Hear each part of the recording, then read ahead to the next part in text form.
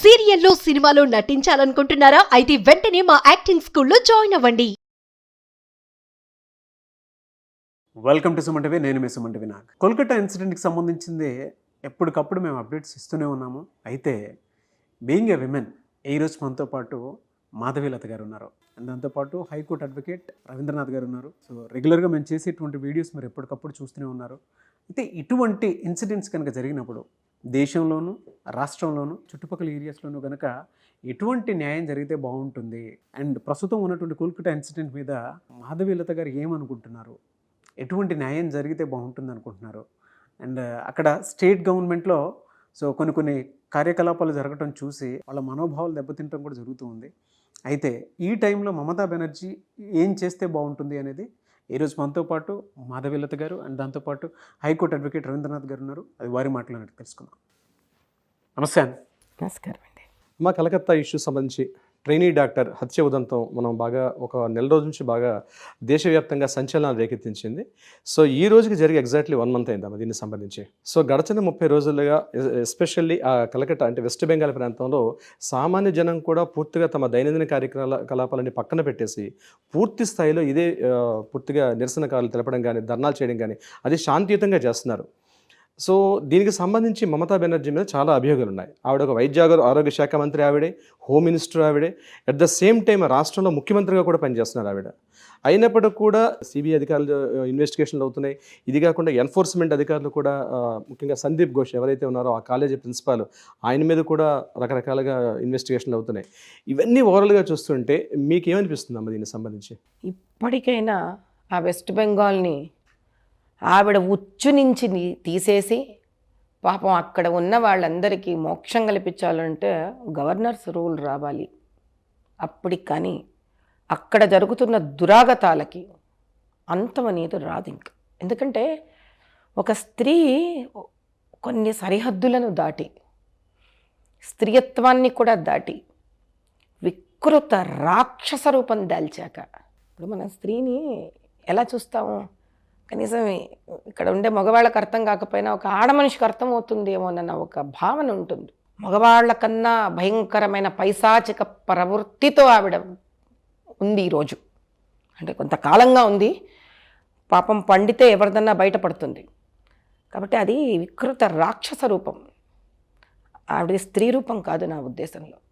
ఎంత తొందరగా ఆవిడిని ఆ గద్దె నుంచి తీసేస్తే, అంటే ఒకసారి రాజకీయ పరంగా ఎలక్షన్స్ అనేది పెట్టుకోకుండా ప్రెసిడెంట్ రూల్ కింద గవర్నర్స్ రూల్ పెట్టేస్తే అప్పటి కానీ పాపం అక్కడ వాళ్ళకి మోక్షం రాదు. అంతే. There is only 1 line answer from my side for this. Already governor గారు దీని మీద ఒక లెటర్ కూడా రాశారు, మోడీ గారికి లెటర్ కూడా రాశారు. ఇక్కడ శాంతి భద్రతలు పూర్తిగా లోపించాయి, సామాన్య జనం చాలా ఇబ్బందులు పడుతున్నారు. మమతా బెనర్జీ గారి గవర్నమెంట్లో ఎంత అస్తవ్యస్తం అయిపోయింది. రీసెంట్గా జరిగిన ఎలక్షన్స్లో ప్రజాస్వామ్యబద్ధంగా ఎన్నికయ్యారు, కానీ ఈ సంఘటన ఏదైతే జరిగిందో ప్రజాస్వామ్యబద్ధంగా ఎన్నిక అవ్వలేదు, దుర్మార్గంగానే జరిగింది అక్కడ ఎలక్షన్స్ కూడా. ప్రజాస్వామ్యబద్ధంగా ఎలక్షన్స్లో నెగ్గిన వాళ్ళు ఎవ్వరి అధికారంలో కూడా ఇలాంటి అనైతిక పనులు జరగవు, హింసాత్మక ప్రవృత్తి జరగదు. జరిగిందంటేనే సింపుల్, వాళ్ళు పద్ధతిగా గెలవలేదు, వాళ్ళ రాజ్యాంగపరంగా వాళ్ళు గెలవలేదు, నిబంధనల ప్రకారంగా వాళ్ళు గెలవలేదు. రాక్షసత్వం, దుర్మార్గం వీటిలన్నిటినీ కలుపుకొని రంగరించుకొని అలా ఎలక్షన్స్ని గెలిచి అంతకన్నా పెరిగిపోయింది ఆ రాక్షసత్వం ఇప్పుడు.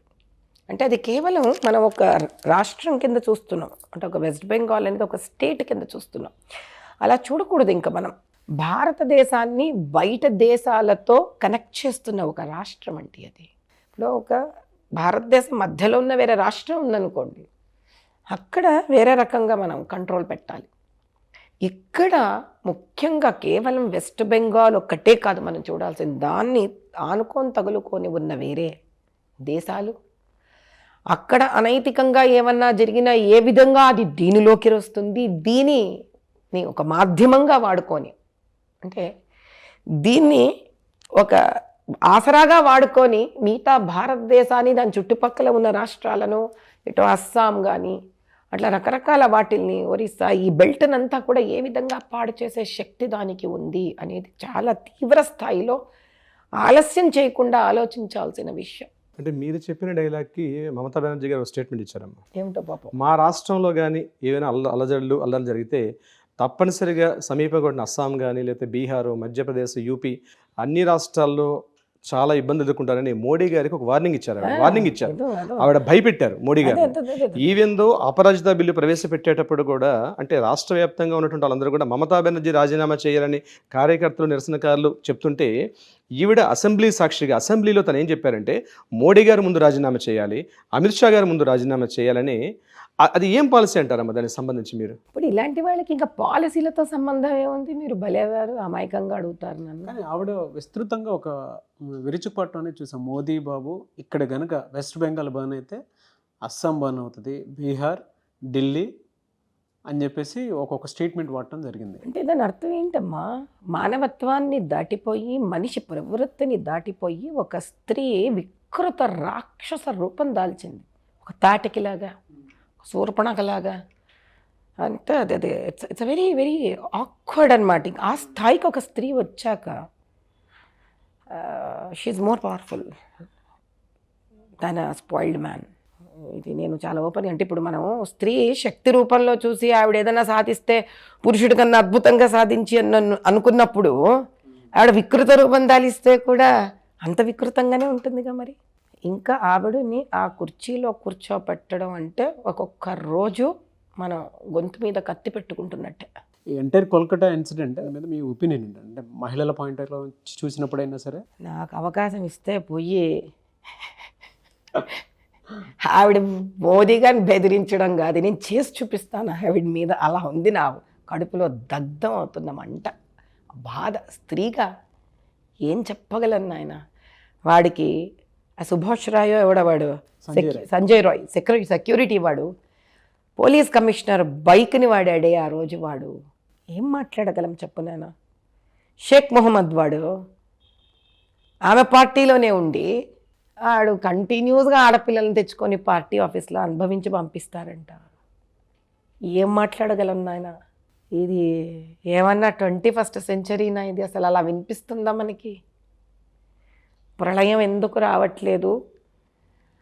ఆ ఉరుము ఎందుకు ఆవిడింటి మీద పడట్లేదు, ఆవిడ నెత్తి మీద పడట్లేదు అని పరమేశ్వరుని కోరుకుంటున్నాను నేను. ప్రభుత్వ hospitals, private hospitals, health workers total అందరూ కూడా సిపి రాజీనామా చేయాలని చెప్పి సిపి ఆఫీస్ ముందు, ఎక్కడైతే లాల్ బజార్ ముందు సిపి ఆఫీస్ ముందు కూడా ముక్త కంఠంతో వాళ్ళందరూ ధర్నాలు చేస్తుంటే కూడా తను చలించకుండా మమతా బెనర్జీ ప్రభుత్వం ఎందుకు ఇంత చేస్తుంది? ఏ విషయం? అంటే వాళ్ళందరితో కలిసే ఈ అఘాత్యాలు, అన్యాయాలు, అత్యాచారాలు చేస్తున్నప్పుడు వాళ్ళని ఇంకా సంరక్షించుకోవడం, వాళ్ళని ప్రొటెక్ట్ చేయడమే ఆవిడ బేసిక్ క్రైటీరియా కదా. ఇప్పుడు ఒక ప్రశ్న వేస్తాను మిమ్మల్ని. ఒక వ్యక్తి ఒక్కతే ఇంత అన్యాయాలు, అరాచకాలు, అధర్మాలు, డబ్బులు, డ్రగ్స్, ఉమెన్ ట్రాఫికింగ్ ఇవన్నీ ఎక్కడ చేస్తుంది? ఆలోచన ఆవిడది ఉండొచ్చు, ఉద్దేశం ఆవిడది ఉండొచ్చు, ఎవరితో చేయి కలిపి ఉండొచ్చు, కానీ ఆవిడ చట్టంలో ఆవిడ హోమ్ మినిస్టరే. హోమ్ మినిస్టర్ ఆవిడండి, వైద్య ఆరోగ్య శాఖ మంత్రి కూడా ఆవిడే. చూడండి మరి.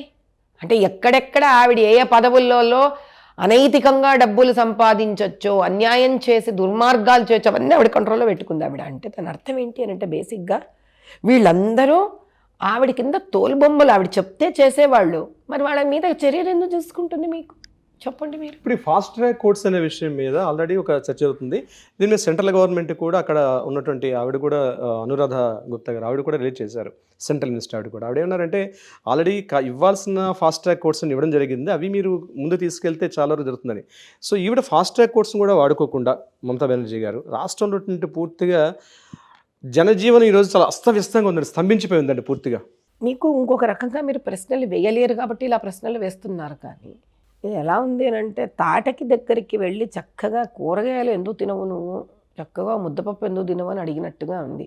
ఫాస్ట్ ట్రాక్ కోర్ట్స్ కానీ, కమిషనర్ ఆఫ్ పోలీస్ సిపిని పనిష్ చేసి అరెస్ట్ చేయడం కానీ, ఆ కాలేజ్ ప్రిన్సిపల్ అరెస్ట్ చేయడం కానీ, ఇవన్నీ ఎవరు చేస్తారు?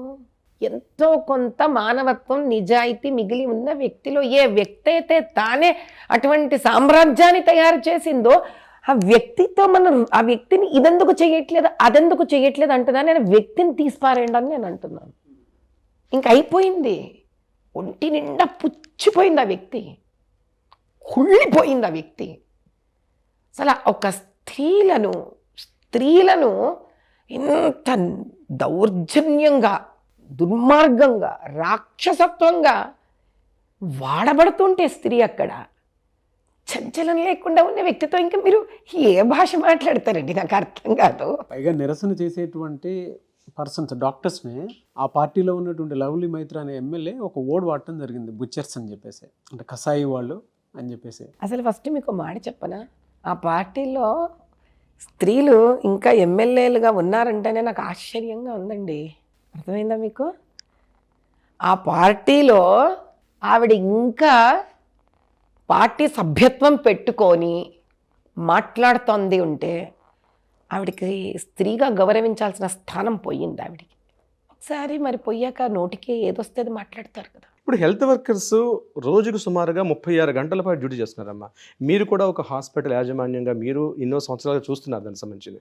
సో హెల్త్ వర్కర్స్, ముఖ్యంగా డాక్టర్స్, ట్రైనీ డాక్టర్స్ అయితేనేమి, రెసిడెంట్ డాక్టర్స్ అయితేనేమి, వీళ్ళు మార్నింగ్ డే అండ్ నైట్ షిఫ్ట్ల వారీగా సుమారుగా, అంటే డైలీ వర్క్ చేసే వాళ్ళకన్నా 36 గంటల పాటు వాళ్ళు అక్కడ జాబ్ చేస్తున్నారు. సో ఇక్కడ 36 గంటల పాటు ఆ డ్యూటీస్ చేస్తున్నప్పుడు వారికి రక్షణ చట్టాలు ఎటువంటి ఉంటే బాగుంటుంది మీరు అనుకుంటున్నారు? అన్నిటికన్నా ముందు ఏమిటి అని అంటే, రక్షణ చట్టం కన్నా ముందు ఒక్కసారైనా కూడా ఇప్పుడు వీళ్ళు నేర్చుకుంటున్న విద్య ఏదైతే వైద్య విద్య ఉందో ఆ విద్యే దాంట్లోనే చాలా స్ట్రెస్ఫుల్ విద్య. ఇది ఇంజనీరింగ్ లాంటిది కాదు, ఇది ఆర్ట్స్ లాంటిది కాదు ఈ విద్య. వాళ్ళు నేర్చుకుంటున్నతో పాటు వాళ్ళు లైవ్గా, ప్రాక్టికల్గా వీళ్ళు సేవ చెయ్యాలి రోగులకు. అలాంటప్పుడు రోజుకి కనీసం 13 నుంచి 14 గంటలు వాళ్ళు చదువుకుంటూనే ఉండాలి, వాళ్ళు వర్క్లో ఉండనే ఉండాలి వాళ్ళు. ఇది కాక రెసిడెన్స్కి వచ్చినప్పుడు ఇంకా కష్టం. మీరు సెక్యూరిటీ వరకు వెళుతున్నారు.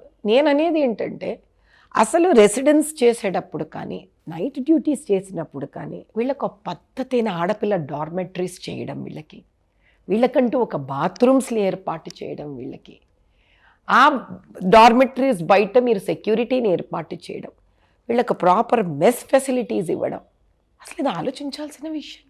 స్త్రీలైనా పురుషులైనా మీకు వాళ్ళకి తినడానికి సరిగ్గా తిండి, పడుకోవడానికి వసతి. అసలు మీకు తెలుసా, వీళ్ళు గరాజులలో పడుకుంటారు. ఈ అమ్మాయి పరిస్థితి అట్లే కదా, సెమినార్ హాల్లో పడుకుందండి తను. ఎగ్జాక్ట్లీ. గరాజులలో పడుకుంటారు, కార్లలో పడుకుంటారు, పార్కింగ్ లాట్స్లో పడుకుంటారు.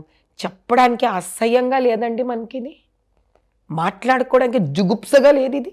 మరి ఇలాంటి వాళ్ళు ఇలా కష్టపడి చదువుకొని ఏ రకమైన ఇమోషనల్ టింక్ట్ లేకుండా చదివిన డాక్టర్లు రేపొద్దున దేశానికి సేవ చేయాలి అని అంటే ఎక్కడుంటుంది? దృక్పథం మనం ఇస్తే కదా వాళ్ళల్లో వస్తుంది. ఎంత వయసు అమ్మా వీళ్ళకి మెడిసిన్ చేరేటప్పుడు చెప్పండి? 17 ఏళ్ళ 18 ఏళ్ళ? ఎంత వయసు? 17 18 ఏళ్ళు అంటే పిల్లలకి. అక్కడి వరకు వాడు కష్టపడితేనే వాడికి సీట్ వస్తుంది. ఎవడే ముద్దులు చేసి సీట్లు ఇవ్వట్లా. డబ్బులు ఇచ్చి తెచ్చుకునే సీట్లు మీరు వదిలేండి, management quota, they have nothing to talk about it. ఎందుకంటే మేనేజ్మెంట్ కోటాలో సీట్లు వచ్చిన కాలేజీలు బ్రహ్మాండంగా ఏ క్లాస్లో ఉంటాయి. ఆ డబ్బులు తీసుకుంటారు, దాని తగ్గ ఫెసిలిటీస్ ఇస్తారు వాళ్ళు. నా hour concern is all about government hospitals, అంతేనా? అంత కష్టపడి నీట్లలో ర్యాంక్స్ తెచ్చుకొని పిల్లలు వెళ్ళిన తర్వాత దేశం నీకేమి ఇచ్చింది అని అంటే ఏమి ఇవ్వలేదనే పరిస్థితి వాళ్ళకి. మనకి ఎలా ఉంటుంది? ట్యాక్స్ కట్టే వాళ్ళకి మేము ఇంత ట్యాక్సులు కడుతుంటేనే కదా మీరు సంవత్సరం 30,000 40,000 ఫీజులతోటే చదివేస్తున్నారు మెడిసిన్, మనం ఎందుకు సేవ చేయరు అని మనం అంటాం కామన్ మ్యాన్. వాళ్ళ పరిస్థితి ఏంటి? 5 ఏళ్ళు 6 ఏళ్ళు నరకం. ఆ తర్వాత ఏ స్పెషలైజేషన్ కోర్స్ వచ్చినా కూడా ఇదే బాధ.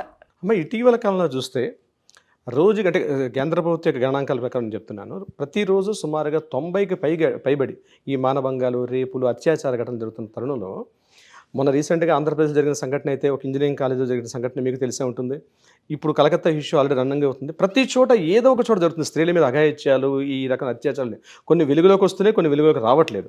దీనికి సంబంధించి ఎన్నో చట్టాలు ఉన్నాయి, రూపకాలు ఇవన్నీ ఉన్నాయి, కానీ ఎక్కడ లోపం ఎక్కడ ఉంటుందని మీరు అనుకుంటున్నారు? రక్షణ చట్టాలు ఉన్నాయి, శాసనాలు ఉన్నాయి, పోలీస్ స్టేషన్లు ఉన్నాయి, ప్రత్యేకంగా మహిళా పోలీస్ స్టేషన్లు ఉన్నాయి, మహిళా చట్టాలు ఉన్నాయి, ఎన్నో రకాల యాక్ట్లు ఉన్నాయి, కానీ ఎందుకు ఇంప్లిమెంటేషన్ కావట్లేదు మీరు అనుకుంటున్నారు మేడం? మనము మగవాళ్ళని చాలా సాంప్రదాయబద్ధంగానో సంస్కారవంతులుగానో ఉండాలి అని కోరుకుంటాం ఒక చదివిన తర్వాతనో, ఒక స్థాయి వచ్చిన తర్వాత.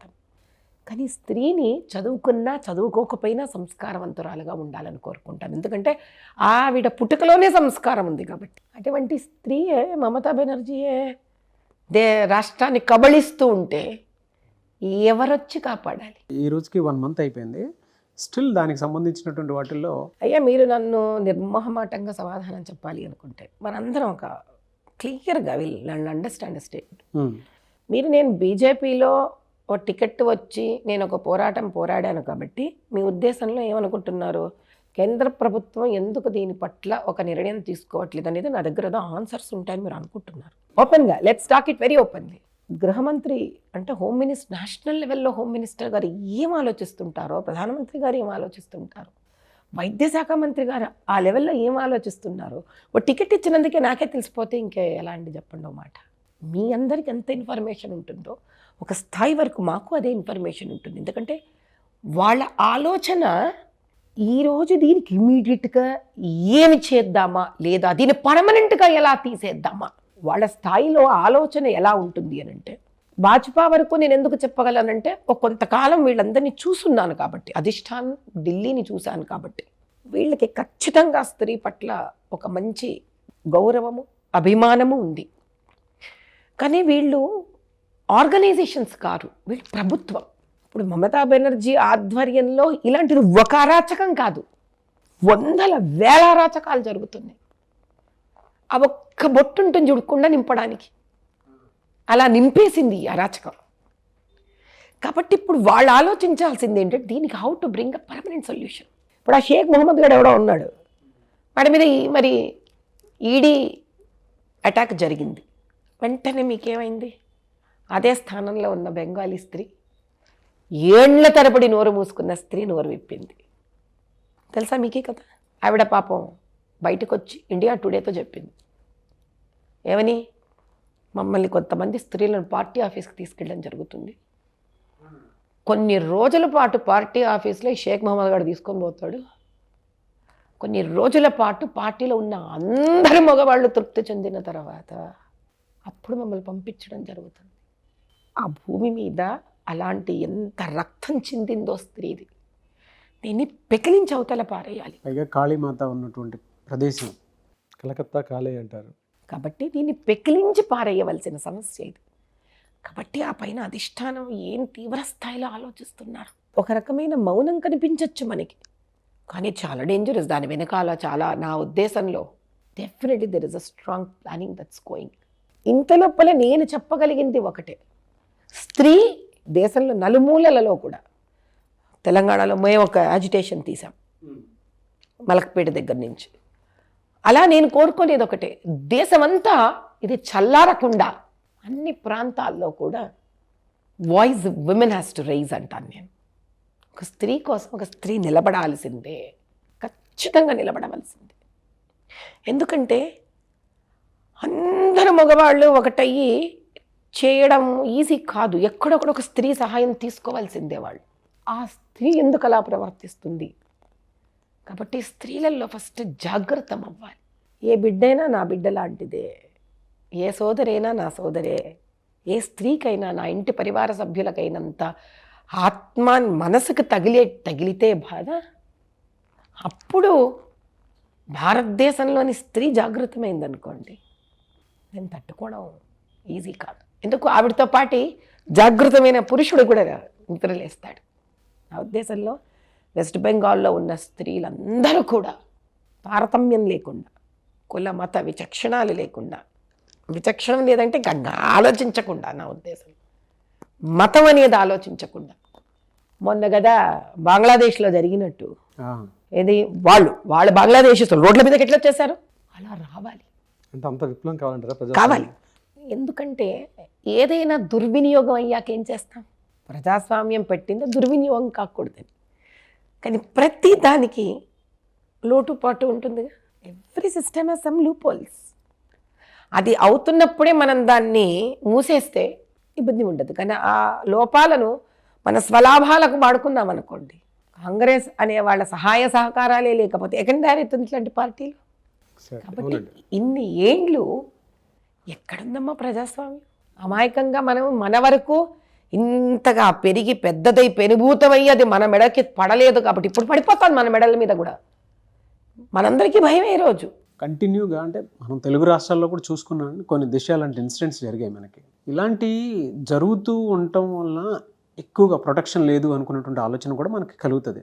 అంటే ఎక్కడ లోపం ఉందని మనం అనుకోవచ్చు అంటారు. ఎందుకంటే చట్టాల మీద అవగాహన లేకపోవటం లోపం అని భావించాలా, లేదనుకుంటే దీనికి సంబంధించినటువంటి వాటిలో గవర్నమెంట్ స్టెప్ కాదమ్మా. నేను I would only suggest one thing. ఆడవాళ్ళు ఇంకా ప్రభుత్వాన్ని కోరవలసిన చాలా ప్రప్రదమైన విషయం ఏంటంటే పురుషుడి మీద ఆధారమయ్యే జీవన విధానాన్ని నుంచి బయటపడగలగాలి మనం. అంటే ఎలా అంటారు? ఫర్ ఎగ్జాంపుల్ సింపుల్, మనకి ఆదిలాబాద్ దగ్గర అక్కడ ఆ తాండలో ఒక అమ్మాయి, ఒక మధ్య వయసు ఆవిడ, పాపం ట్రైబల్ ఆవిడ, ఆటోలో వెళ్ళింది. మీకు ఒక అరాచకం జరిగింది. ఇంకా స్త్రీలు గవర్నమెంట్ వాళ్ళకి లోన్లు ఇప్పించి ర్యాపిడో బైక్స్ కానీ ఆటోలు కానీ పురుషుడికి సరి సమానంగా స్త్రీలు ఇట్లాంటి వాటిల్లోకి దిగాలి. స్త్రీని అనకూడదు కానీ రెడ్ లైట్ ఏరియాలలో వాడుకోవడం కాదయ్యా. స్త్రీని ఒక auto driver, car driver, taxi driver, I mean to say bike driver, skilled పర్సన్లా తయారు చేయాలి. ఇలా మనం తయారు చేయగలిగిన నాడు మనం ఒక స్త్రీకి ఒక అవకాశం ఇస్తున్నాం ఇంకొక స్త్రీ మీద ఆధారపడడానికి. పురుషుడి ఆధిక్యత కానీ పురుషుడి మీద ఆధారపడడం అనేది వీలైనంత సన్నగిల్లిన నాడు, తీసేయగలిగిన నాడు, there will be a great change in thought process and there will be great change in the society. Let's make men unemployed more. ముళ్ళును ముళ్ళుతోనే తీయాలి.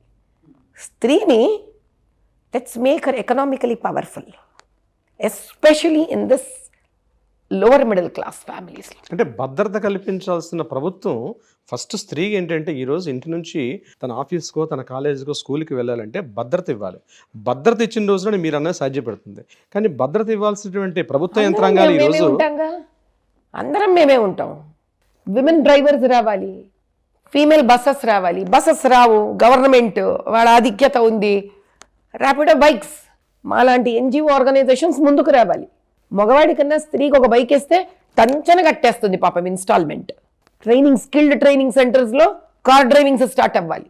This has to start. Women organisations గట్టిపడాలి. అంటే ప్రభుత్వంతో కనెక్ట్ అయ్యి ఉన్న సహాయ సహకారాలు, పురుషుడితో కనెక్ట్ అయ్యి ఉన్న సహాయ సహకారాలు కాకుండా ఆడవాళ్ళని సహకరించే ఆర్గనైజేషన్స్ లోపల మళ్ళీ ఫీమేల్ ఆర్గనైజేషన్స్. అంటే ఏంటి, మీకు ఒక కంపెనీ ఉంది, ఒక ప్రైవేట్ కంపెనీ ఉంది, ఆడవాళ్ళందరూ అక్కడ ఒక గ్రూప్ అవ్వాల్సిందే.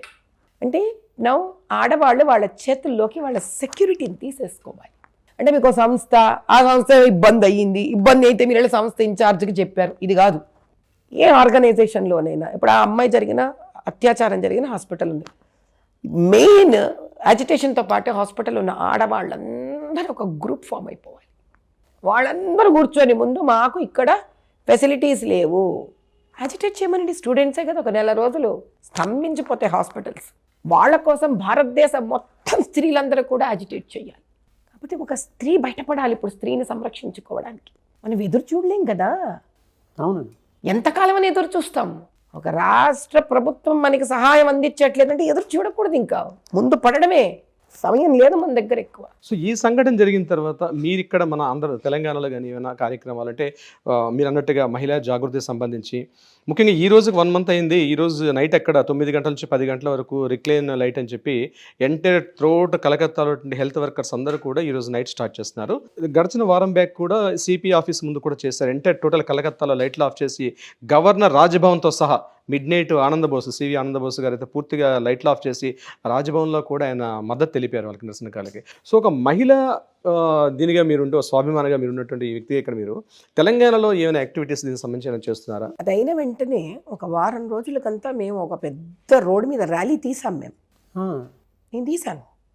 మలక్పేట నుంచి ఇంటీరియర్లోంచి ర్యాలీ చేసుకుంటూ యువతులను అందరినీ తీసుకొని మెయిన్ రోడ్డు మీదకి వచ్చి మేము అక్కడ ఒక చిన్న ధర్నాలాగా చేసి దేశమంతా కూడా మీరు నలుమూలలలో చెయ్యండి, ఇది మీ మద్దతు తెలపండి వాళ్ళకి, మీరు దీన్ని ఒప్పుకోవట్లేదు అని నిరసన వ్యక్తం చెయ్యండి అని ఒకటి చేశాను. పిలుపునిచ్చాను ఖచ్చితంగా. అది కాక ఇప్పుడు నేను కొత్తగా ఇంకోటి ఏ నిర్ణయం తీసుకున్నాను అని అంటే 4-5 బ్యాంక్స్ వాళ్ళతో కూడా మాట్లాడి అసలు ఫస్ట్ ఈ ర్యాపిడో లాంటివి ఆడపిల్లలకి లోన్లు ఇప్పించే ప్రయత్నం ఇప్పుడు పరిష్కారాన్ని కూడా ఆలోచించాలిగా.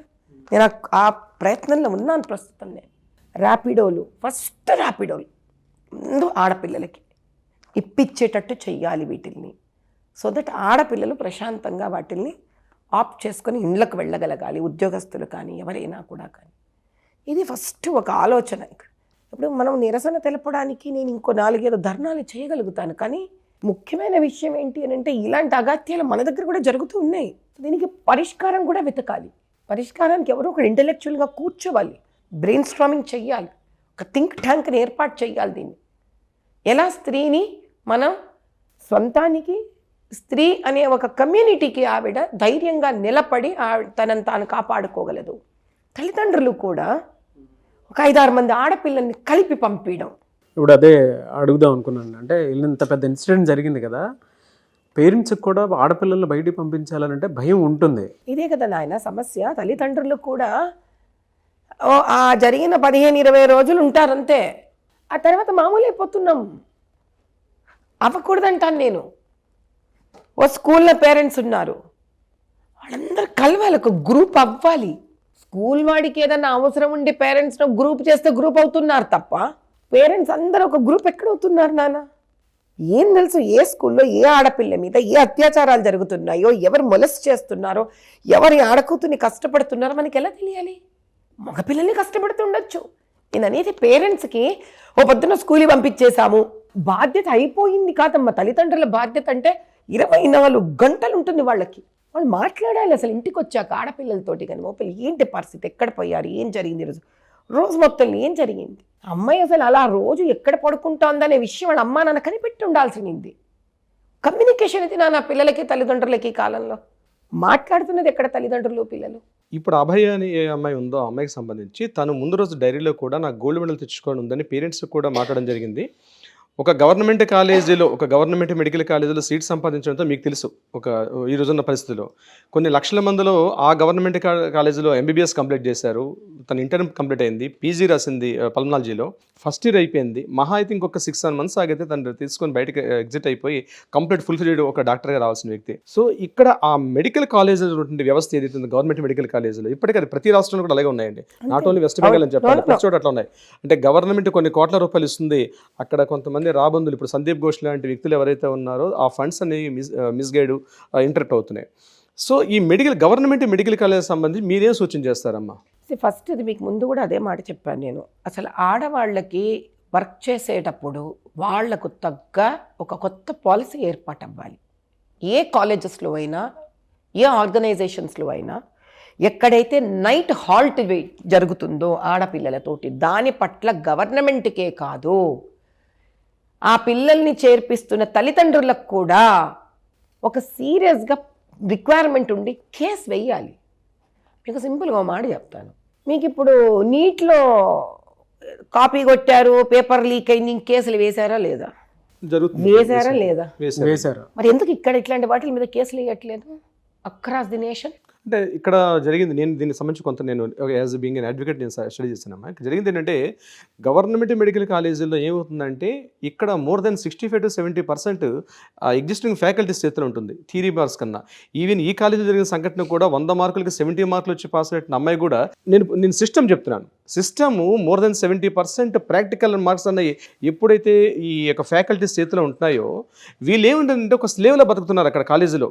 ఎందుకంటే మార్క్స్ ఎక్కడ తగ్గిస్తారో, ఎక్కడ ఫెయిల్ చేస్తారో. మీకు టీచర్తో సంబంధించింది కాదండి, మీరు మళ్ళీ అలా పొరపాటు పడుతున్నారు. ఒక హాస్టల్ ఫెసిలిటీ ఉండడం కానీ, వాళ్ళకి రాత్రిపూట పడుకుంటే ఒక వసతి ఉండడం అనేది కానీ ఒక ఫ్యాకల్టీకి సంబంధించిన విషయం కాదు ఇది. Faculty misusing student is a different story. మనం అందులో వెళ్ళట్లే ప్రస్తుతం. అసలు ఈ పిల్లలు చేరినప్పుడే, ఈ పిల్లలు భారతదేశం మొత్తంలో గవర్నమెంట్ హాస్పిటల్స్లో చేరుతున్నప్పుడే at some point of time lawyers ఉన్నారు, ఆడవాళ్ళు especially across the nation should come up putting PILs in across the country. There has to be proper organised, ఒక పద్ధతిగా పేపర్ మీద పెట్టి ఇది నైట్ డ్యూటీ ఆడవాళ్ళకి హాస్పిటల్స్లో రిక్వైర్మెంట్. తద్వారా వచ్చిన ఒక కేసు వచ్చినప్పుడల్లా ముందుకు పడాలంటున్నాను నేను. వీళ్ళందరూ ముందుకు రావాలి. మీరు ఒక వ్యక్తిని వాళ్ళు టార్చర్ చేసి టార్గెట్ చేస్తారు, అంటే ఈ రోజు ఈ సంఘటన జరిగింది కాబట్టి ఆయన గురించి మాట్లాడుకున్నాం. ఆల్మోస్ట్ ఇదే వ్యవస్థ అన్ని కాలేజీలో ఉండి ఉండొచ్చు. వచ్చినప్పుడైనా మాట్లాడకపోతే ఏం చేస్తారు? అదే అండి మనం చెప్పేది. మన ముందు రానప్పుడు వేరే వ్యవహారం, వచ్చినప్పుడన్నా ఇప్పుడు ఇదే బాధ ఇక్కడ ఉస్మానియాలోనూ ఉంటుండొచ్చు ఆడపిల్లలకి, డెఫినెట్గా గాంధీలోనూ ఉంటుంది, తమిళనాడులో ఉండే కాలేజీలలో ఉంటుంది, ప్రతి చోట ఉంటుంది. నేను అనేది ఒకటే, ఇది పురస్కరించుకోనైనా ఉమెన్ ఆర్గనైజేషన్స్, ఉమెన్ సెల్స్ వీళ్ళు ఏం చేయాలి? ప్రతి స్టేట్ నుంచి మీకు ఒక టీం ఉంటుందా? లాయర్స్కి ఒక హైకోర్టులో ప్రతి దాంట్లో వాళ్ళదంటూ ఒక యూనియన్ ఉంటుంది, లేదా వాళ్ళు ఒక విమెన్ ఆర్గనైజేషన్స్ సెల్స్ ఏదో ఉంటాయి. To come forward. సో నేను చెప్పేది ఏంటంటే ఇక్కడ ఒక ఎన్జిఓస్ అండి, మీలాంటి ఆర్గనైజేషన్స్ వెళ్ళారంటే డెఫినెట్గా మా న్యాయవాదుల తరపు నుంచి కానీ మాలాంటి సంఘాలు కూడా మీకు వచ్చే సపోర్ట్ కూడా డెఫినెట్గా చేస్తారు. ఎందుకంటే ఉమెన్ యాక్టివిస్ట్గా మీరు ఉన్నారు. మీరు పార్టీ పక్కన పెడితే మీరు ముందు ఉమెన్ యాక్టివిస్ట్. ఈరోజు తెలంగాణలో ఒక ఉమెన్ యాక్టివిస్ట్గా మీరు ఎంతమందిని మార్పు చేశారంటే మీ వీడియోస్ కానీ చాలామంది ప్రభావితం చేసాయి. సో ఆ ధైర్యం చేసి మీతో మాట్లాడని ముందుకు వచ్చాను. తప్పకుండా చేద్దాం. సో మీరు ఆ యాక్టివిటీ తీసుకురాగలిగితే డెఫినెట్గా మా న్యాయవాదులు కానివ్వండి, ముఖ్యంగా మా ఇక్కడ సిటీలో నాంపల్లి కోర్టు కావచ్చు, సికింద్రాబాద్ కోర్టు కావచ్చు, మేము హైకోర్టులో ఉన్నాం, చాలామంది మేము వచ్చి సపోర్ట్ చేయడం సిద్ధంగా ఉన్నాం. బట్ ముందుకు నడిపే ఒక నాయకుడు మాకు కావాలి ఇప్పుడు. సో మీరు యాజ్ అ ఉమెన్ బీయింగ్గా ఒక నాయకుడు మీరు ముందుకు వెళ్తే డెఫినెట్గా మేము చేయడానికి అవకాశం ఉంటుంది. తప్పకుండా మనం ఒక పని చేద్దాం. అయితే ఎక్కడ వరకు ఎందుకు, మన దగ్గర ఉన్న 2 మెడికల్ కాలేజీల గురించే let's do a small survey. Let's start, let's woman, let's go, పోదాం పదండి, బయలుదేరదాం.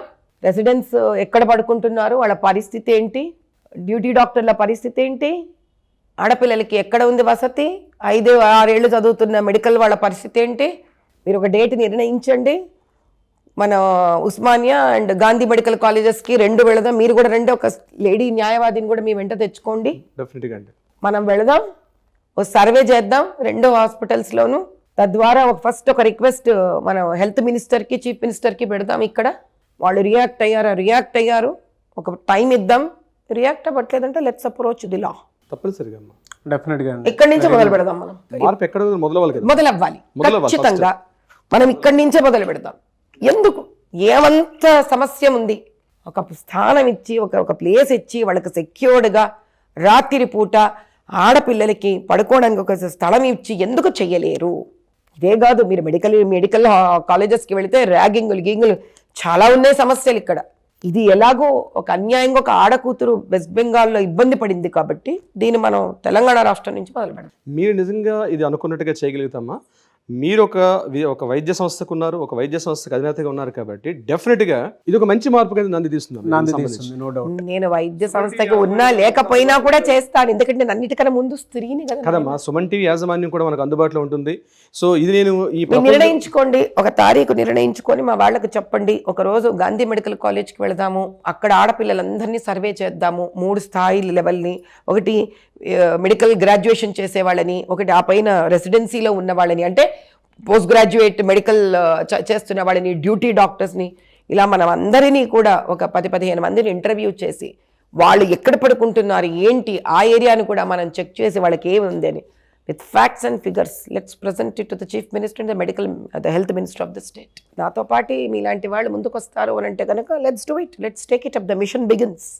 డెఫినెట్గా ఇప్పుడు మేము వెంబడి ఉంటాం. ఎందుకంటే మీరు చేస్తున్న కార్యక్రమాలు నిజంగా ఉమెన్ గురించి ఆలోచించే వాళ్ళు ఈరోజు ఉన్నటువంటి మన సొసైటీలో, నేను చెప్తున్నానండి, నేను ధైర్యం చేస్తున్నాను కెమెరా ముందు మాట్లాడడానికి కూడా, నిజంగా అభినందించాల్సింది. చాలా బాగా చేస్తున్నారు. అయితే ఇది ఈ రోజు ఏదైతే యాజిటేషన్ అభయ గురించి అవుతుందో ఒక నాందిక మార్పు జరగాలి. ఆ మార్పు మీరు ముందుకెళ్తే మిషన్ అభయ మొదలు పెడదాం. ఇంకా మేడం గారు కూడా ఆల్రెడీ డిసైడ్ చేసేసారు mission Abhaya program, mission doctor Abhaya. Let's do this, run చేయండి దీన్ని, నేను ముందు నిలబడతాను దీనికి. Thank you ma'am, thank you so much for your time. Thank you so much. చాలా సంతోషం.